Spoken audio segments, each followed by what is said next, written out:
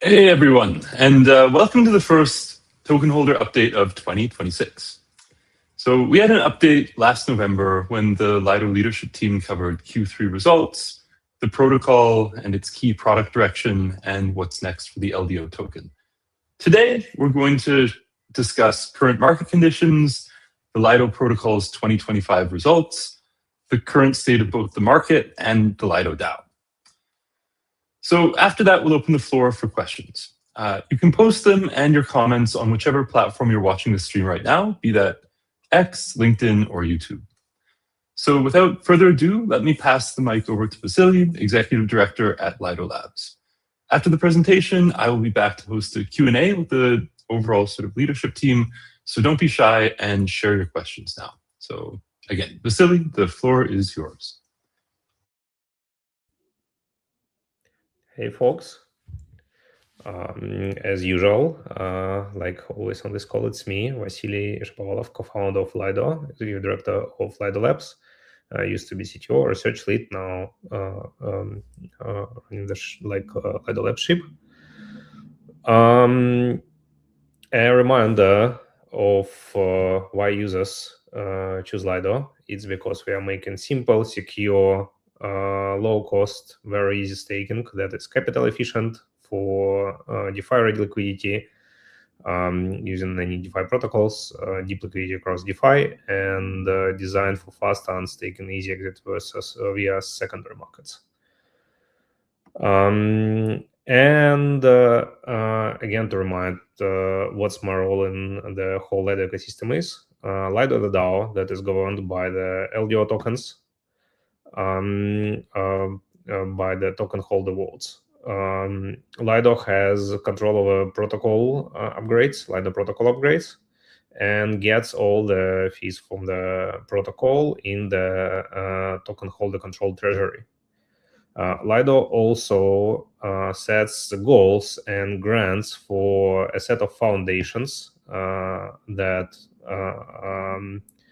can develop smart contracts for the upgrades or do any other activity that is set in the Lido DAO approved goals set in the Goose process and with the grant approved by the in the ecosystem grant request process.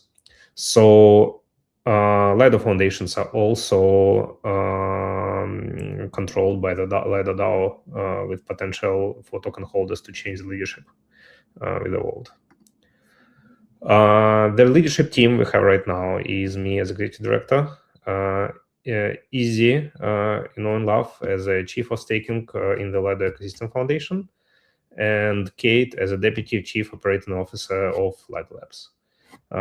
Sam Kim used to be chief operating officer, but he quit in the end of December for personal reasons. So Kate is now handling this set of responsibilities. And I'll ask these fine folks to introduce themselves.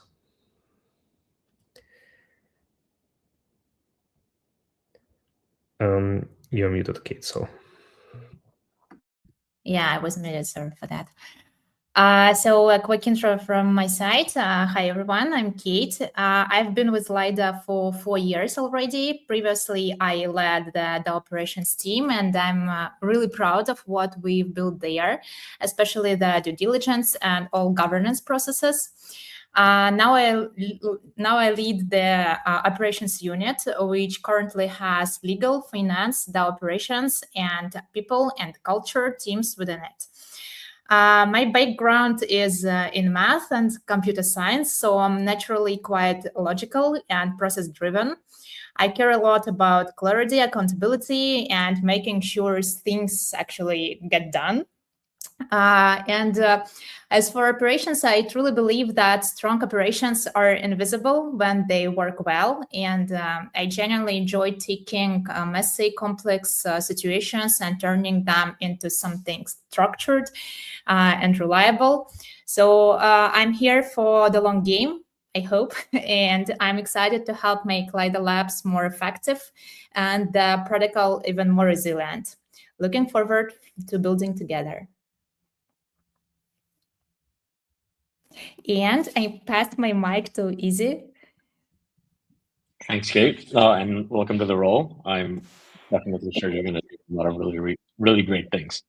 Okay, so yeah, I'm Izzy. I've been contributing to Lido DAO for a little over 4 years now. I think I was actually the first person that started contributing like via governance proposal. So that's a wild thing. I think that's still up there on the forums. If anybody wants to go check out that piece of history. I used to be the lead of node operator mechanisms, which is kind of like supply chain management, if you want to think about it. And recently joined the leadership team as chief of staking. And that basically means that I'm running the staking business unit, which consists of engineering teams, product teams, marketing teams, etc. Just basically trying to make Lido staking the most decentralized and most effective staking protocol on Ethereum. And yeah, with that said, let's get to the meat of why we're here today, and I'll pass the mic back to Vasily. Thank you. Thank you for introduction. We will be, all three of us will answer a question at the end of the call, so don't say your farewells yet. The success we measure by making the best staking product on Ethereum while growing long-term treasury surplus.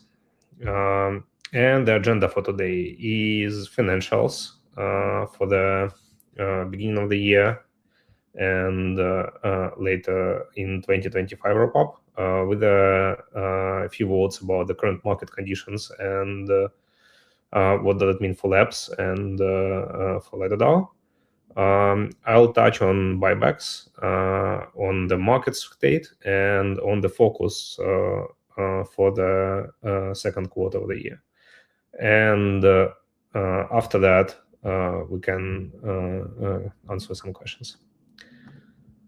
In the end of December, we had a process of setting goals for Lido Labs and setting grant size for Lido Labs. Ether was over 3,000 at the time, like 3,500 or something like that. And we aimed at projected cost of 2,700 at the time. So way below the market price at the time. But now we are sitting at about 2,000. So this is not something we planned for. We set the goal for DAO take rates across core models to be increased from 5% to 6% in 2026, and this is something that we've done right off the bat. So right now, average take rate is about 6.11%, pretty good.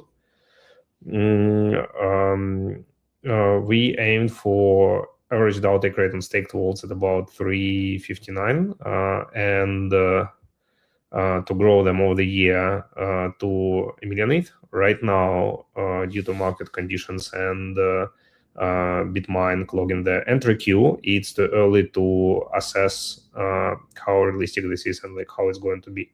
this really put a dampener to early start with the staked vaults. We want to grow by 15% to 41 million ETH, 15% from December numbers. And this is almost cleared in February 2026. It's about 40 millions. And Lido market share to get to 27%. Now it's sitting at 23%. Again, mostly driven by Bitmine entering the staking game, something we didn't plan for happened too early. Didn't expect. We can't plan that. Lido Core to grow by 17% to 10 million ETH, which is pretty close to that. We are pretty close to that. And staked vaults to grow to 1 million. Right now we have about like a couple thousand. So very under this number. And we aiming for a significant growth for Lido Earn to 240,000 ETH and $8 million annual recurrent revenue. Right now we have about 61,000 ETH and 1 million annual gross revenue. What impact does it have on the projections and the Lido Labs budget and like DAO expectation? So at the time of requesting grant and planning, we expected the net revenue from staking fees, including staked vaults, and in 2026 to be about 45 million. Now it's projected at current prices to be 33. And total revenue again like higher than it's expected to be at current prices. And this puts the red line into total treasury surplus for 2026 if we continue with all the same plans and all the same spending as we planned for, to be 20 million in the red. I do not think that current market state is a long-term thing. I think it's a temporary setback, but just in case it's not something like that, we are on Labs side really cautious about increasing spending, increasing recurrent spending, hiring folks, etc.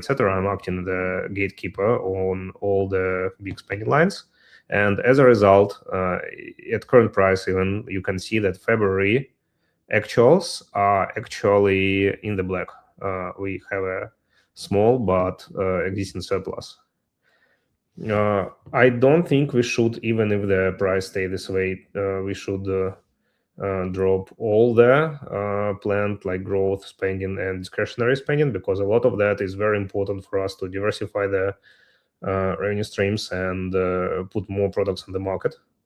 But there is definitely things that make sense to attempt at average yearly price of 2,700 and don't make sense to spend on the average price of like 2,000 to floor.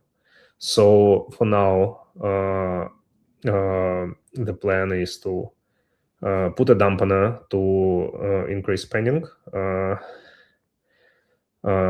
wait a bit for the market turbulence to settle, and make a decision later depending on which direction the market will go.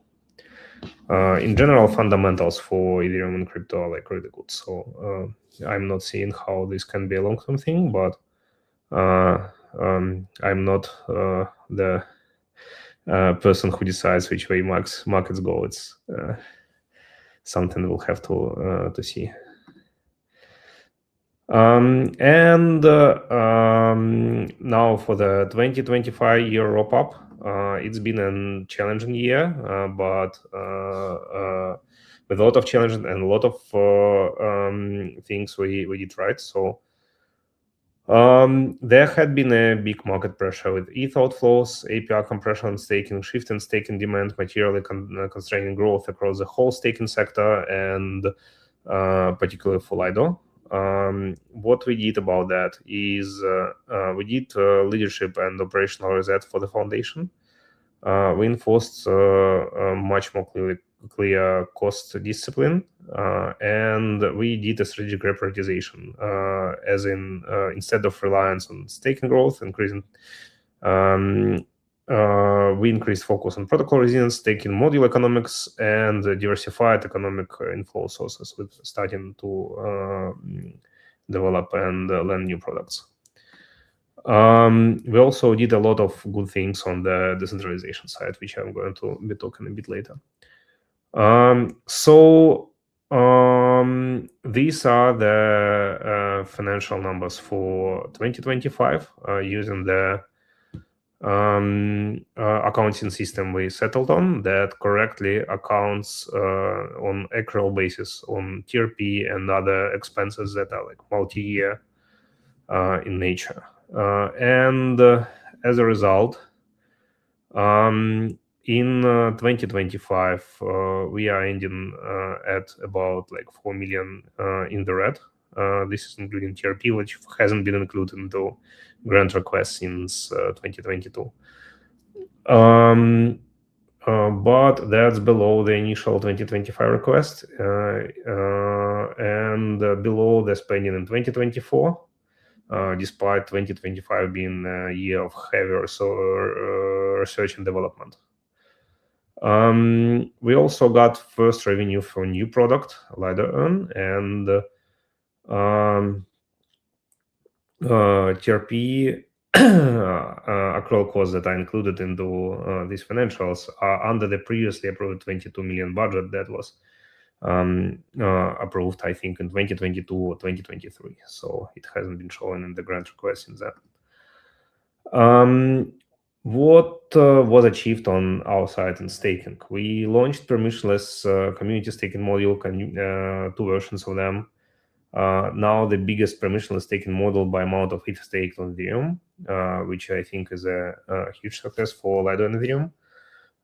We adjusted the economics of curated module by Tokenholder vote to be more in line with current staking market,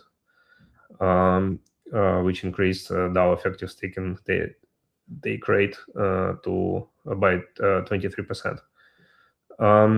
Launched staked vaults, expanding product line beyond Lido Core, creating potential for tailored staking products.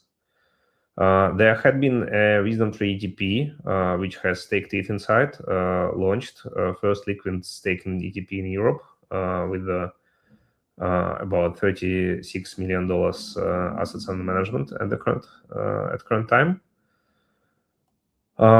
We expanded the set of node operators, onboarding hundreds new operators, increasing home staking participation in securing Ethereum.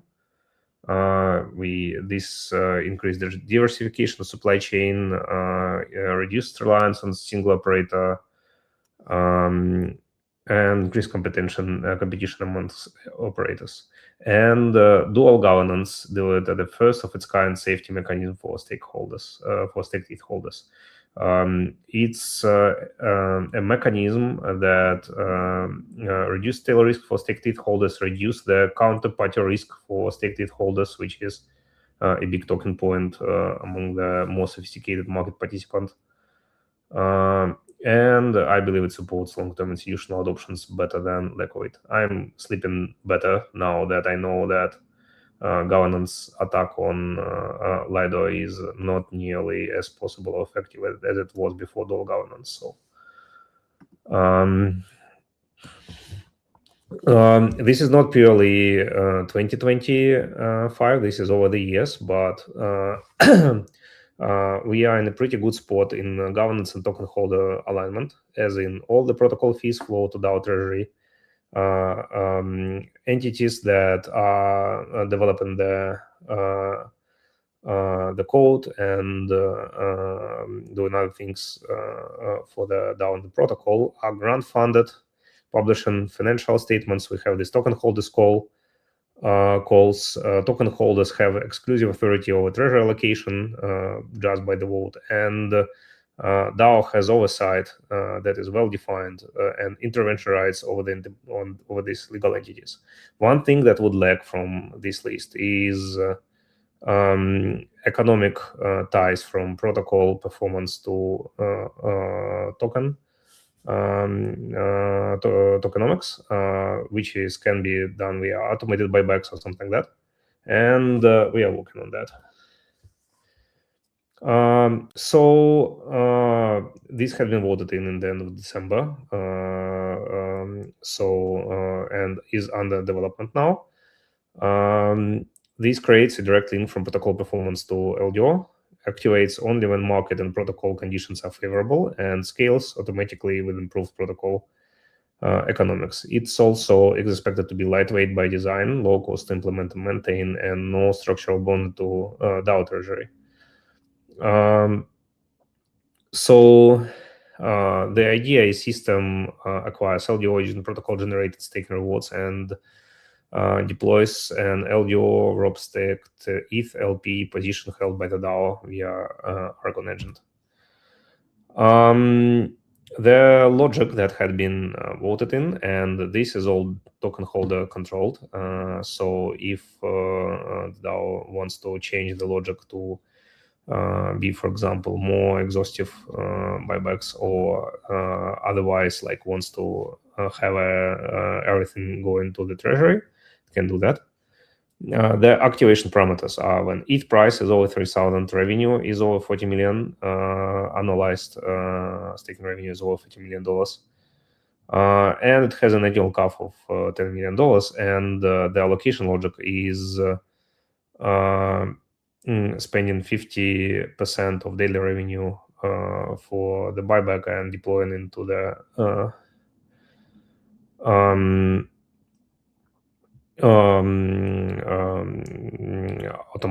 automated market maker LP position. The overall idea is behind this system is that when the ETH is under 3,000 in revenue, analyzed as under $40 million, it means that we need to preserve cash because there is no excess treasury surplus. If revenue is over 40 million, it makes sense, but if it is under 3,000, selling doesn't make like ETH into the low doesn't make a lot of sense. It's better to reinvest it. If ETH's price is good but revenue is not great, then we need to work on discipline and growth of revenue. And if both of them are good, then it's time to, and this is going to be value accrual to spend some of this revenue and some of the surplus for DAO approved buybacks. The main focus of Goose 2026 is growth. That's what we are focusing on. Expanding the staking ecosystem with staked vaults and ETPs, scaling DAO revenue streams with Lido Earn, exploring other expansions and integrations with products, and ensure protocol resilience with Lido core upgrades. The market states from Q4 to Q1 is as follows. The Lido is number one staking vehicle currently as for a long time, but the share had been decreased mostly for not mostly fully for the reasons of big players entering the market. In absolute numbers, this time had been a time of growth for Lido, but in relative, Bitmine and Grayscale did huge deposits to staking, and staking entry queue is about 2 months. So if you stake the usual weight, not with Lido, and you deposit it right now, you will start getting staking rewards in 50-60 days. And this had been the theme of the first few months of 2026. Our TVL is getting better. As you can see, we've had recovery started in Q4 2025. We've got a lot of ETH staked. Not enough to keep the share though. because of Bitmine and Grayscale having more ETH to stake. Staking segment sizes are keeping pretty stable, except for expansion of low risk institutional staking segment with Bitmine and Grayscale again, and soon to be, I think BlackRock is also exploring staking for the ETF. So this is the staking segment that is continued to be growing over 2026, as far as I understand the market, and the rest are going to be slowly declining with a stable-ish relative size. So our share within the segment is also pretty stable, but we're focusing on low risk staking as a main growth driver for 2026 with staked vaults and institutional products. So on staked vault side, phase 2 went live on January 29. DeFi Europa, which is a staked vaults expansion kit that allows custom DeFi strategies for your staked ETH, is also live. TVL is on the low side right now, slightly lower than 2,000 ETH. Integrations are on the way. The main reason for low adoption of staked vaults for now is a huge staking entry queue. Not a lot of people want to stake with staked vaults and wait for 60 days to stake to activate when they can stake in Lido Core and have stake rewards straight away. And the second reason is that the main growth channel for staked vaults is channel partners and like node operators or DeFi strategy managers, and they need to integrate staked vaults as a technical solution, and this takes some time. So some of them are already ready, some of them are working on it. Anyway, it's currently underway, and like many products that are expected to be there are not launched yet. We'll have to see the adoption and like if and how big, like how good is the product market fit when both these factors are cleared: long staking queue and integrations finalized. Current market state also don't help. A lot of like the direction of stake is actually for many people the other way. Like people try to unstake and sell. So this is also an important factor. On institutional side, there is a Wisdom 3 TP deployed. There are custodian integration progress for staked ETH and staked vaults.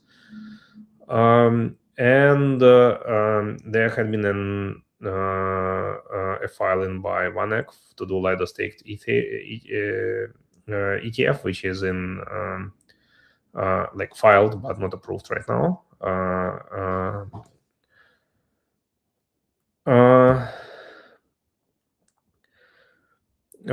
We also addressing the API Maxi segment, which is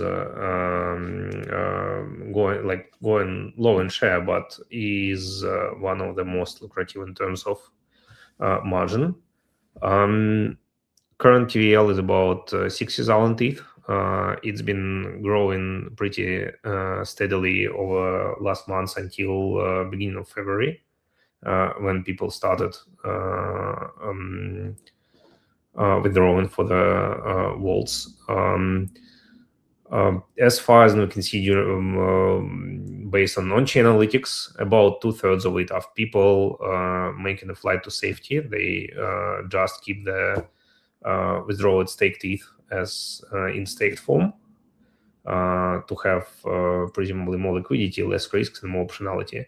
And about 1/3 of it is going to centralized exchanges. So it probably means that they are selling for stables. There are two meta vaults coming, Earn ETH and Earn USD. The goal for them to have multi-curator setup with adaptive rebalancing, integration and customer-friendly single product approach. So there is no like the whole when we want to integrate something into a wallet or some other product, there is default wall to integrate. Meta independent and future proof. LiDAR Earn ETH is going to abstract strategy GV and DV vaults. User will be able to upgrade to Earn ETH without withdrawals, and curated allocations across existing and future strategies. It will allow for greater allocations. Earn USD is pretty similar. Line up with a conservative and experimental set of sub-strategies, allowing USDC and USDT deposits.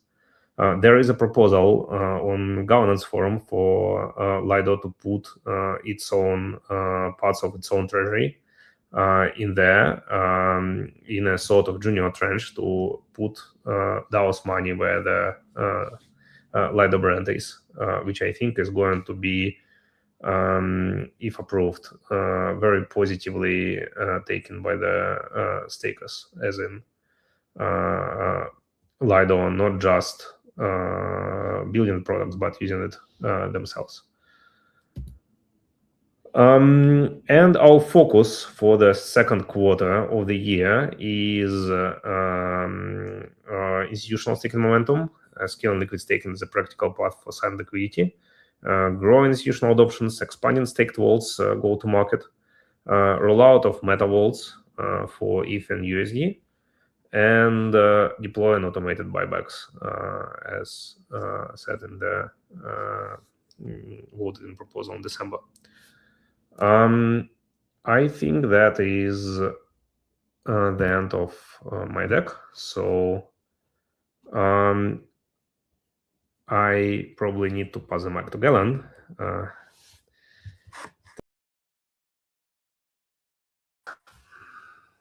Great. Okay, so thank you, Vasily. That was a very comprehensive overview of 2025, and yeah, excited to get into it with the wider team. So we're going to move over to Q&A right now. Quick reminder to everybody watching, you can continue to submit questions on X, LinkedIn, or YouTube. We're going to do our best to address all of your questions, but we have about 30 minutes now, so we're going to wrap this up on the hour at 3 p.m. UTC. So let's start with questions we've received through the async forum. And the first one here. So ST Vault's TVL is currently around 1K ETH. What adoption milestones validate product market fit? And we're going to pass this over, I think, to Izzy. Yeah, so it's a good question. ST Vaults are essentially a platform type product. So it means that it's contingent upon builders using it to build out different end user products resulting from that. So DeFi Wrapper is a kind of off-the-shelf way for builders to be able to get up and running quickly. But even with the existence of something like that, you face kind of like exogenous challenges. And the main hurdle right now to any kind of adoption in staking is the really, really long entry queue, thanks to the stake that has come into the consensus layer by Grayscale and BitMine the last 2 months. So in terms of what adoptions milestones we're looking at over the next couple of months, is in general the ETH staked via ST Vaults to increase as more vaults get launched out as end user products, whether those are for institutional facing users or retail users. And I think we will also see this in other ways as well. So you might have like very, very bespoke staking products, but you might also have more general products such as platforms integrating ST Vaults.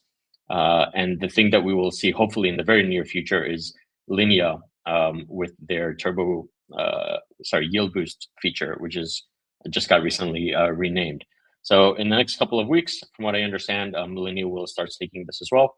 So apart from just like a TVL perspective, we're going to see a variety of different products from like native staking adjacent products built using ST Vaults to very DeFi forward products using ST Vaults. So we anticipate to see usage, both in a TVL perspective, but also from a breadth of end user products perspective.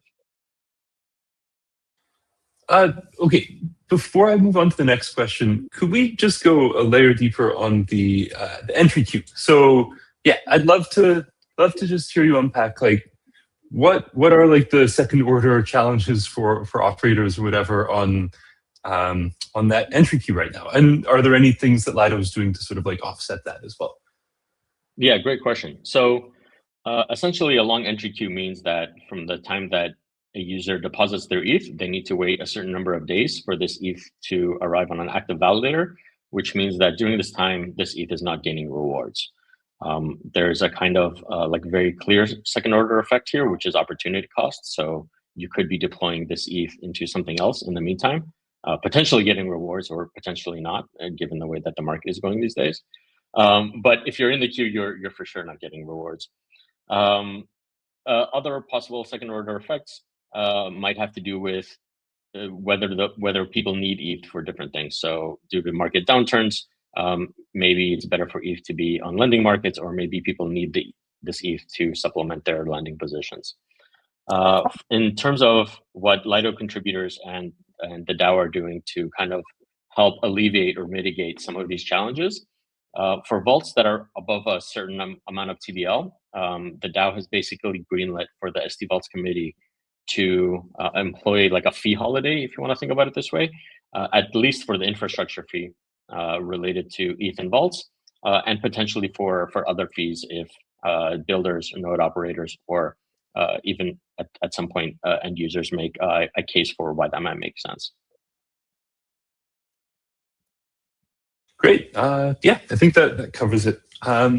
Okay, Kate, I think next question here, probably most appropriate for you. So will Lido Labs reduce costs or headcount if staking revenue declines further?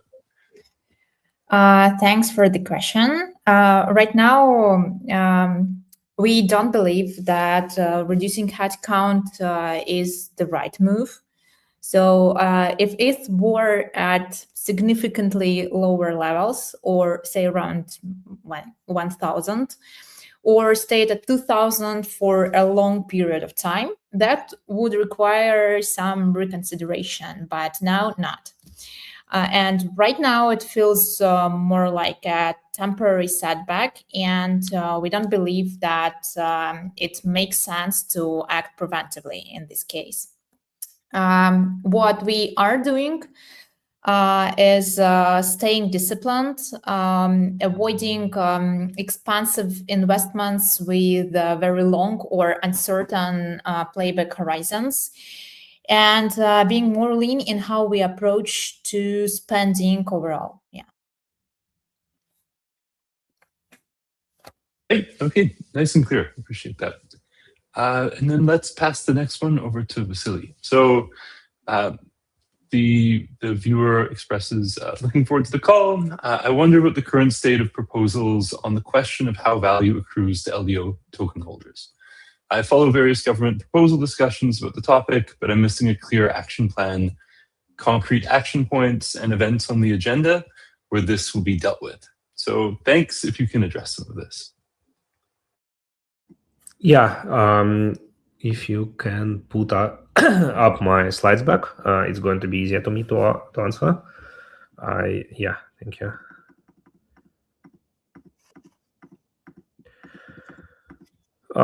So, in general, there are value accrual and has two parts. One is governance rights of the token holders, like what they can do actually about the protocol, the DAO, the treasury, etc., etc. And on this front, I think there is not much left to do. Like not much you can do here. The protocol fees already go into the DAO treasury. Like Lido Labs are not something that has equity that is competing for value accrual with the token. There is only DAO, there is only token holders who vote for protocol upgrades, for spending the money for entities working on it. Token holders are in control. And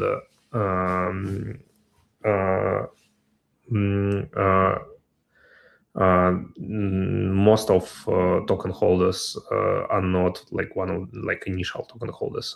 I'd say like bought on the open market or got tokens in the liquidity mining activities.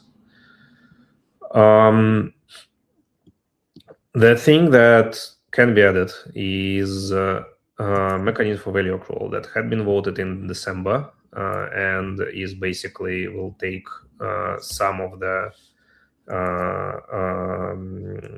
staking revenue and put it into building up the liquidity for LDO to rob stake ETH pool. The idea behind it is to spend money for buybacks when it actually makes sense more than building the treasury or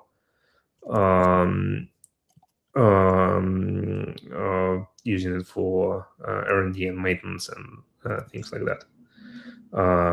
This is expected to go live in Q2.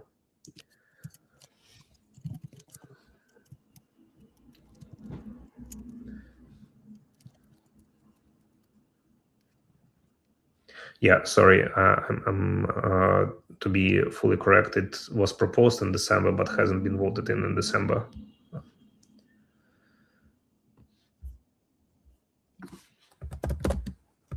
Okay, thanks. I appreciate it. Let's take this next one to Vasily again. So buybacks trigger only if ETH is more than 3K and DAO revenue is more than $40 million. So what was the sort of decision behind those key parameters? The idea for that had been that if ETH price is low, it doesn't make sense to sell it, essentially. It makes sense to keep it and sell it later when the volatility brings back to the high levels. And revenue cutoff is basically in line with the more or less average DAO spending on entities and R&D and cost of revenue and stuff like that.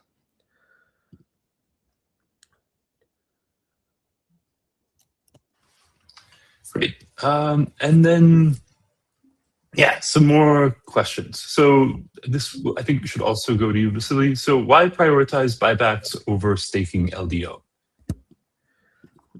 So based on my talks and like our folks talk to the token holders, a lot of them don't want to do like staking for tax reasons. And making staking mechanism versus buybacks had been preferable for many of the token holders who want a value accrual mechanism.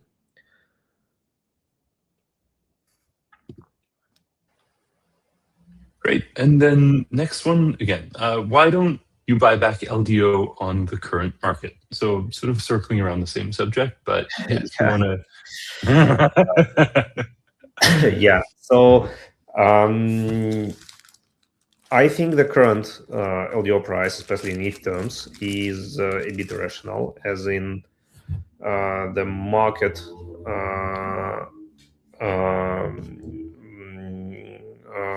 cap is like yesterday. I checked it yesterday, was about like $250, $270 million.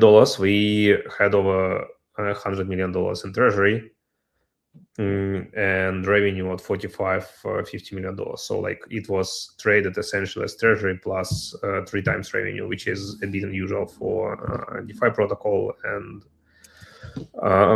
I think that that could be like financially speaking, like not financial advice, not financially speaking. The price is a bit weird right now. Like I think that that could be a moment. On the other hand, Lido Labs doesn't have this mandate, so we have a grant request that can be used to pay for compensation, to pay for like cost of revenue, to revenue share, to R&D, things like that, but not manage treasury fully. So on lab side, we don't have these levels, at least currently, and making a and DAO is very unwieldy to execute things like that. They get front run by market makers essentially and arbitrages, and all the value that could have been in the created in this activity goes to the folks who don't have to have a slot pre-approved 5 days vote to act on market information. So the question is really DAO decision plus execution, and both are a bit tricky. Interesting. The front-running mechanism or front-running dynamic is a very, very neat sort of consideration to think about here. So yeah, I appreciate that level of depth. Okay, Izzy, I think let's shift it over to you. So at what ETH price do node operators become unprofitable to the point where the DAO would need to reconsider its take rate? This is a tough one. Yeah, so this is a super complicated question. I think ultimately it doesn't depend only on ETH price, but let me try to provide like a little bit of context about it and like my intuition, and we've developed some thinking about it, and then kind of end up with the idea that like the best way to get signaling on this is from node operators themselves. So I think given that there's an open governance process, node operators should feel free to basically like bring this up if they think it's a concern. So what other things affect profitability apart from just like the price of ETH? So one of the core challenges here is that revenues are in ETH, or some revenues, and costs are usually denominated in like the local fiat currency of the node operator, whether that's dollars, euros, or something else. And it also depends on like the size and scale of the node operator, how many other things they're doing, all of that different kind of stuff. I think intuitively, a sustained ETH price in dollar terms, assuming the dollar keeps the strength that it currently has, of somewhere between like $1,500 to $1,800 across a year, is probably at a point where a relatively small, but still like professionally and fully staffed node operator team is like breaking even or not profitable. But again, it also depends what other things they're doing, how much other stake they're running, at what kind of margins, etc. So yeah, I think that's basically it. My intuition, some rough calculations that we've done, is an average price of 1.5 to like 1.8 thousand. Okay, great, thank you.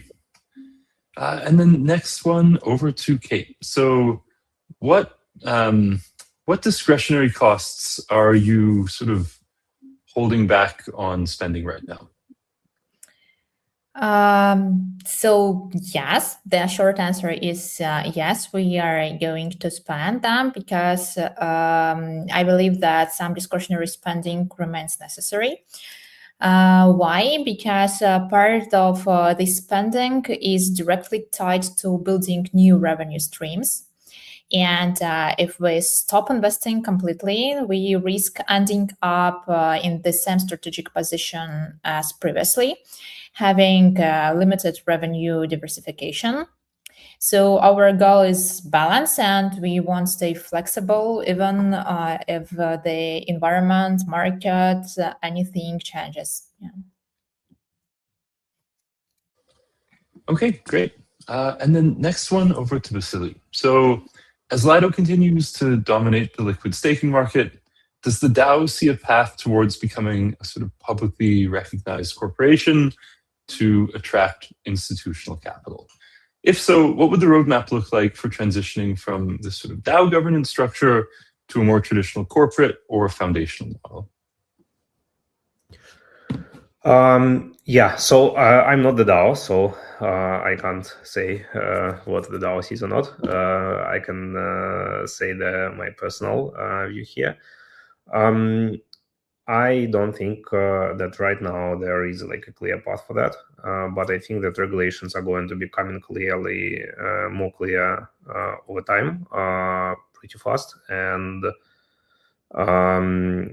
there will be safe harbor kind of things where these things like that can happen, or there can be benefits to remain in a pure DAO. So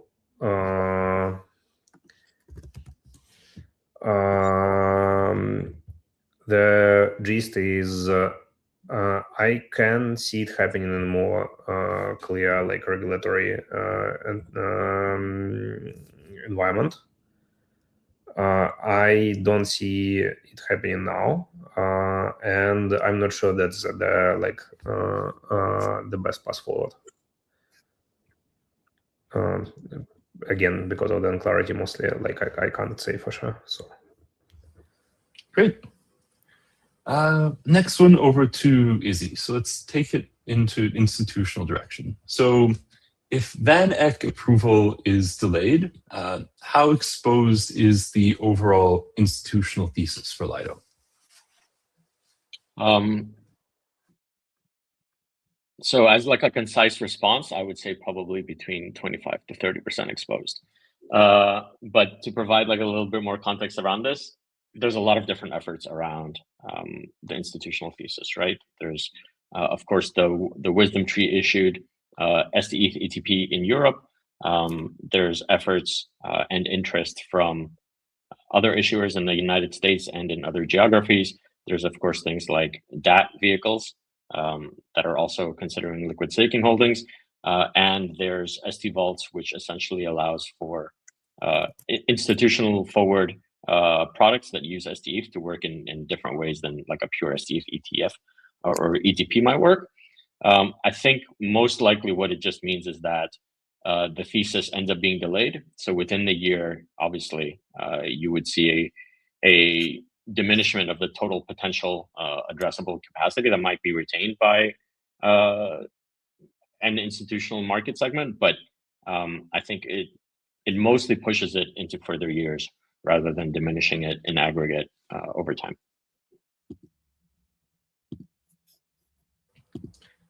Great. Okay, appreciate that. Next up, okay, so from the YouTube comment section, how many LDO tokens does Labs hold?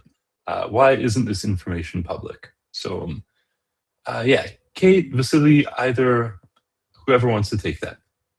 Actually, the answer is very short. Lido Labs doesn't hold any LDO tokens unless there are some small amounts that are left after TRP distribution or something like that. So there could be some small amounts like dusty things that are left. But basically, Lido Labs, any Lido Foundation doesn't have LDO tokens.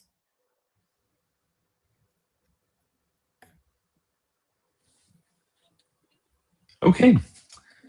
There are also some amounts that are granted to committees, such as Lego, and Lego is wrapped by Lido Labs Foundation. But as a foundation, as an entity, foundations they don't have tokens. in short, there is nothing to disclose. Like the labs might have some token balance, but it's a small amount for operational purposes, not for holding or spending on selling or something like that. It's labs is fully living on the grant requests that are given by the DAO. That's the only long-term budget strings holder there is. Same applies to all other foundations in the system. So like it's not just labs. We live grant to grant essentially.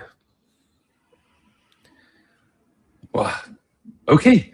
With that, I think we're to the end of our questions for today. So let's wrap here. Thank you to all of our speakers, and thank you to all of our listeners and everybody who shared questions. So yeah, I appreciate the transparency of the team, and I appreciate the sort of directness of the audience's questions. So we've got two sort of calls to action here. The first one is a link up to a Luma page. So if you're coming to ECC, we're going to be hosting a Lido Day there.